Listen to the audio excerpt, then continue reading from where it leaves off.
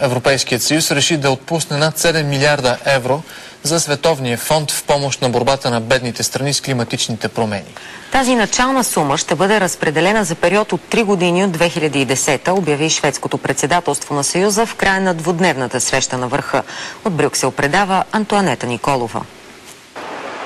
Европейския съюз ще отпусне по 2 милиона и 430 хиляди евро годишно на развиващите се страни в опит да получи подкрепата им за климатичното споразумение в Копенхаген. С такъв принос Съюза ще има тежестта да настоява и другите страни да се ангажират с конкретни обещания. Мисля, че това е един добър резултат, който ще позволи дискусията в Копенхаген да бъде по-конкретна, без общи приказки, а с конкретни суми на масата. Стигнали сме до съдбоносна точка, която налага дебатите за намаляване на вредните газове и помощта за най-уязвимите от климатичните предизвикателства страни да станат по-конкретни. Българското участие във фонда за по-бедните страни е най-ниското, но израз на воля за солидарност, подчерта министър-председателя.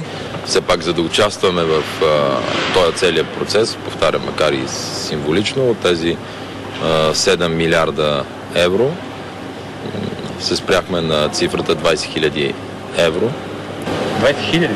20 хиляди евро. На година. На фона на 7 милиарда евро, които дават другите държави, мисля, че съм се договорил добре.